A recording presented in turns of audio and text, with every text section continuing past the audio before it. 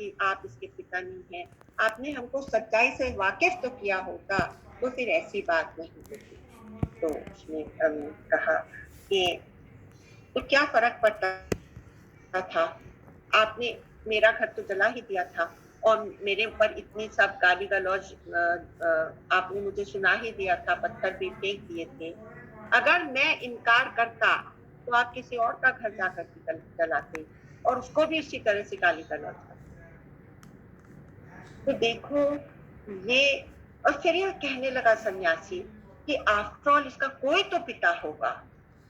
मतलब इसने अपने आप को उस अस्तित्व से जोड़ दिया था, उस एग्जिस्टेंशियल ट्रूथ से जोड़ दिया था कि कोई तो इसका पिता होगा। और उसके अंदर इतना सा भी अहंकार तो दिख ही नहीं रही जो बोल रही है इसमें, क्योंकि वो ये कहने को तैयार हो गया कि क्या करना। देखिए इसके ऊपर मुझे, ये तो हुआ उस सन्यासी की बात, लेकिन हम लोग के सर्कल में इस तरह की एक बात घटित जब हुई, उसका मैं आपको एक एग्जाम्पल देती हूँ कि एक बार 4-5 यंगस्टर्स की टोली ऐसे ही रात में हवा खाने को निकली। उनके एग्जाम्स जस्ट ओवर हो गए थे और वो लोग सेलिब्रेटरी मूड में थे। तो लोग सब 4-5 बच्चे एक ही गाड़ी में भर करके और ऐसे ही लंबी ड्राइव पर निकल गए और थोड़ी देर के बाद वो एक जगह पहुंचे जहां पर की एक नई बिल्डिंग की कंस्ट्रक्शन की साइट थी। ऐसे ही वो लोग बिना सोचे समझे उतर गए और घूमने लगे। एकदम से एक स्ट्रे बुलेट चली और एक बच्चा बिना कारण के उसको लग गई वो गोली और उनमें से एक यंगस्टर वहां का वहां मर करके खत्म। तो ये लोग एकदम हैरान हो गए, they didn't know what had happened, they were absolutely awestruck, they couldn't understand how this could have, it was beyond their imagination. So then they all brought their body, and you know what the mother says? That mother said कि मैंने सत्संग सुन रखा है, मेरे अंदर में इतनी शक्ति है कि मैं इतना बड़ा दुख झेल सकूं, तो अच्छा है कि ये दुख मेरे ऊपर पड़ा। How she is connected with all the mothers of the world. How she has done away with her ahankar.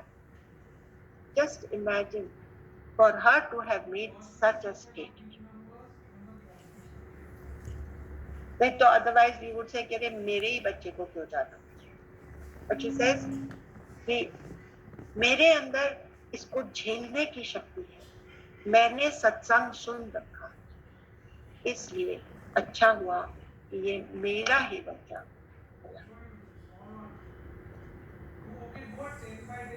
तो इस तरह से जब वो सन्यासी की बात पर हम वापस आ जाए, तो ये हुआ true giving up of your identity and connecting yourself with the wider,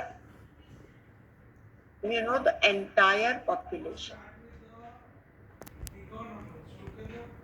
And this is the true sannyas. To take sannyas, you do not have to leave your grihasthi. You can be a sannyasi while living in the grihasthashram because it is an internal matter. It is a state of your vairagya or your feeling of oneness with the cosmos.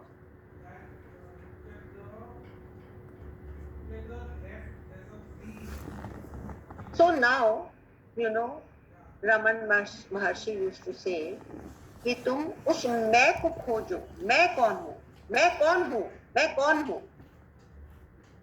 But here, when we think of these ध्यान की धारणाएं, we have to ask ourselves कि मैं कहाँ हूँ, कहाँ हूँ मैं आंख बंद करके जब अपने अंदर जाता हूँ तो मैं देखूं कि मैं कहाँ हूँ।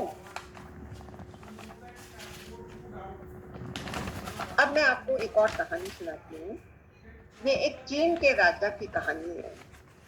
तो चीन में बौद्ध धर्म का ऑलरेडी काफी प्रचार हो चुका था। तो ये एम्परर था, इसका नाम था वू, एम्परर वू। तो यहाँ पर एक भिक्षु जिसका नाम था बोधि धर्म, ये आया।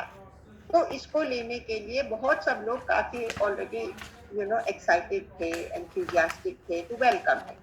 So the emperor said that I will also go and receive. So he went over there to receive this thing.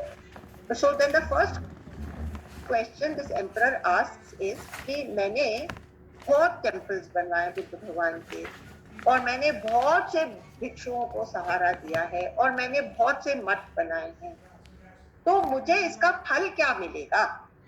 इसका कोई तो मुझे फल मिलेगा ना। तो उसने कहा कि तुमने फल चाहा तो तुम्हारा सब निष्फल हो गया।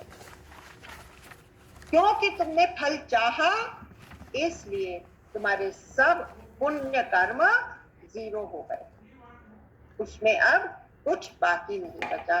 क्योंकि तुमने कोई बड़ा काम नहीं करा, तुमने किसी चाह के लिए करा था। You were trying to make a deal. So there was no punya karma that you could have been doing.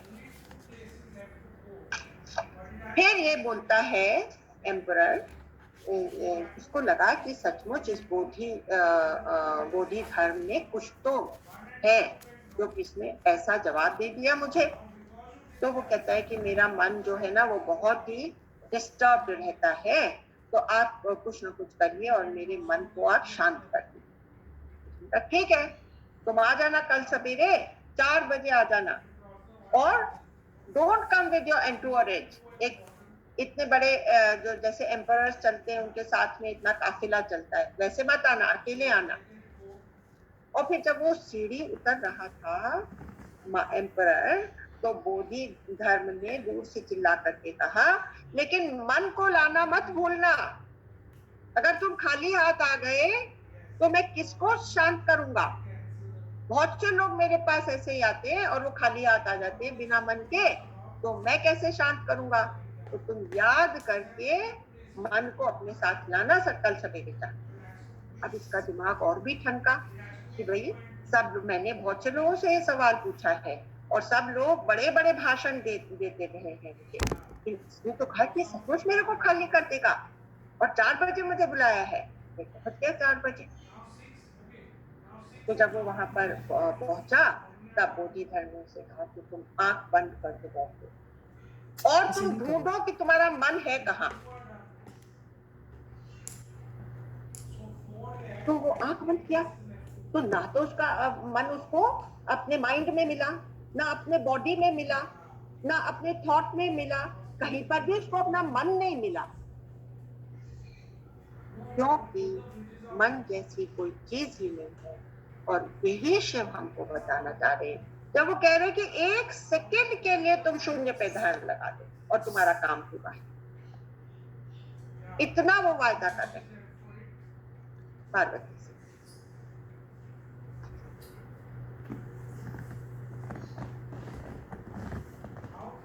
अभी लास्ट टाइम में हम लोगों ने बात करी थी ना कि शैडो हमारे साथ चलती है। वो शैडो क्या है? वो शैडो है जो हमारा व्यवहार है। इसमें जब हम दूसरा देख करके अपना बिहेवियर करते हैं तब हमारी एक शैडो दिखती है। तो एक्चुअली कोई शैडो है नहीं, लेकिन दूसरे के कंपैरिजन में मैं हो जाता। अगर you are there, then I am there. When you are not there, then there is no me also.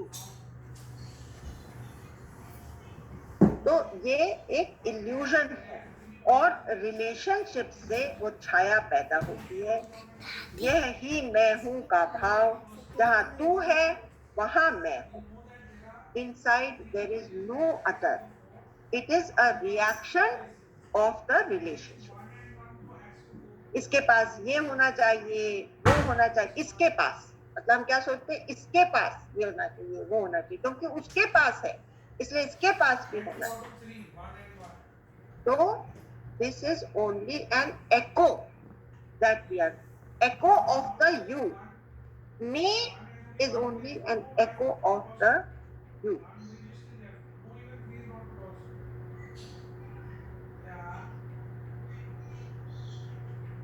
तो मैं आपको अपने बारे में बताती हूँ कि एक ऐसा समय था जब मैं ये चाहती थी कि जिस भी पार्टी में मैं जाऊं या जिस शादी में मैं जाऊं तो मेरी साड़ियां सबसे एक्सक्लूसिव हो। तो may not be the richest looking sarees, but they have to be the most aesthetic sarees.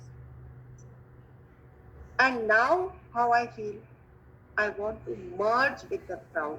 I don't want to stand out like a sore thumb. I want to be just dressed enough not to look out of place. I want to intermingle. I want to become one. And it has given me so much comfort. There is no becoming. I can be myself. तो एक दिन एक ने कहा, oh, you are like a breath of fresh air. मैंने कहा अच्छा ऐसा breath of fresh air, मुझे तो मालूम नहीं था कि मैं, maybe she was saying that I'm like a breath of fresh air because I have no brand consciousness. I don't want to carry branded this and branded that. I'm equally happy in the Bata shoes as I'm happy in the Gucci shoes. They say I've never worn Gucci shoes. But I have to have a comfortable footwear. The footwear is for me to wear and feel comfortable and not fall. You know, I don't want to be in high heels. I don't want to show off at all. So that is why the other person has called me a breath of fresh air. So there's no rat race filled over here. No brands. और वैसे भी देखिए brands का हम लोग क्या करते हैं, हम लोग उनके लिए एडवर्टाइज करते हैं और हम लोग ही उनको पैसा देते हैं। यूं तो एडवर्टाइजमेंट के लिए कितना ज्यादा पैसा देना पड़ता है, एक छोटा सा एडवर्टाइजमेंट निकालते हैं न्यूज़पेपर में और कितना पैसा लगता है, और यूं हम लोग फ्री मुफ्त में उनका एडवर्टाइजमेंट भी करते हैं प्लस उनको पैसा भी देते हैं। तो ये कैसी उल्टी धारा चल रही है।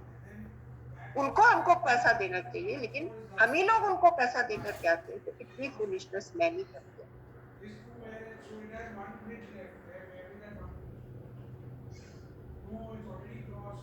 तो अभी क्या होता है कि जब हम इस तरह से रैट रेस में लगे रहते हैं तब हमारे अंदर एक बहुत ज्यादा मायूसी छा जाती है जो कि हमको देखने में मिल रही है in the most affluent societies of America. तो वहां पर there is so much frustration. So now we will come back to where we are in the Shunyata state, and we will do our dhyana and we'll do the meditation. It's only a 5-minute meditation. So let's do it with